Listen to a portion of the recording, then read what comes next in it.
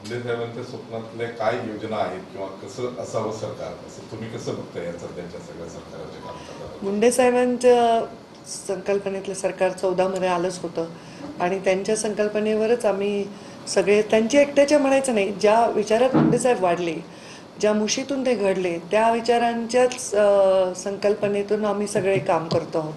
तर मुंडे साहेब असतानाही आम्ही तेच करायचो आणि मुंडे साहेब नाहीत तर त्या विचारातही तेच करतोय.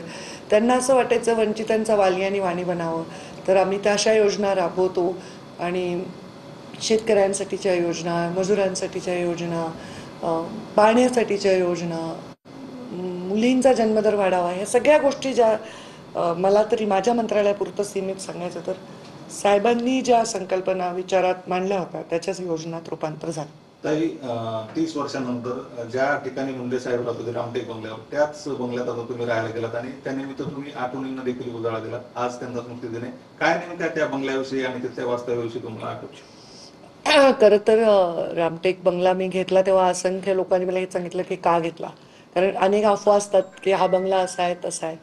पण मी घेतला, मला तर 14 मध्येच मी मागितला होता, पण साहजिक आहे तो सिनियर बंगला आहे. आणि यावेळी जेव्हा मला मिळाला तेव्हा मला असं वाटलं की एक फार मोठं पारितोषिक मला मिळालेलं आहे, कारण हे इतिहास घडवण्याची संधी प्रत्येकाला मिळत नाही. मुंडे साहेबांच्या नंतर तो बंगला मला मिळणं असं एक एखादं उदाहरण असेल हार्डली सगळ्या देशाचा विचार केला तर. तर तो बंगला माझ्यासाठी एक वैभवाचं प्रतीक नाही, एका एका विचाराचं प्रतीक आहे, एका वारशाचं प्रतीक आहे, एक जबाबदारीचं प्रतीक आहे. गोपीनाथ गडावरती आज जे पोस्टर लावले गेले तिथं फोटो देखील आहेत.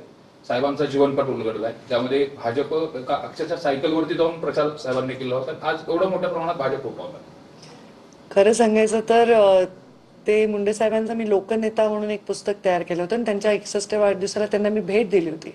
अडवाणीजी ते कार्यक्रमाला आले होते, गडकरीजी कार्यक्रमाला आले होते, विलासराव देशमुख आले होते, तो कार्यक्रम भुजबळ साहेब आले होते, हर्षवर्धन पाटील, जयंत पाटील, फार मोठा कार्यक्रम होता तो. आणि ते पुस्तकांचं म्हणजे जे मी फोटोंचं संकलन केलं होतं ते फोटो फारच लोकांनी ते घेतले आपापल्या परीने. हे सरप्राईज होतं माझ्यासाठी सुद्धा. ज्यांना मी माझ्या सहकाऱ्यांना कार्यक्रमाच्या रूपरेषा देते, काम देते, त्यांनी माझ्यासाठी एक खूप गोड सरप्राईज केलं. आमचे लहानपणीपासूनचे फोटो, मुंडे साहेबांच्या सहकाऱ्यांचे फोटो, सगळ्यांचे फोटो त्याच्यामध्ये आहे आणि खरंच एक प्रदर्शनीच आहे. त्याच्यावर मला संकल्पना तयार झाली की आता 12 डिसेंबरला मुंडे साहेबांच्या फोटोची प्रदर्शनी आम्ही भरवत असतो. पुण्याला भरवली, संभाजीनगरला भरवली, तर आता सातत्याने भरवू.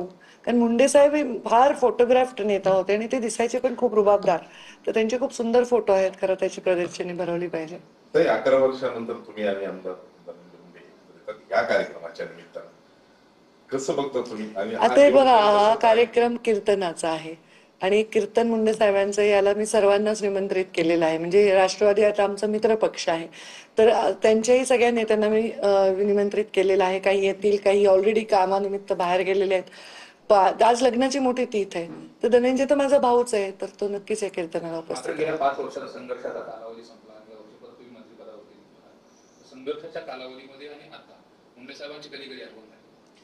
खरं सांगू का, मी त्या कालावधीला, संघर्षाचा कालावधी मी बघितला नाही, लोकांनी पाहिलं, मीडियाने पाहिलं,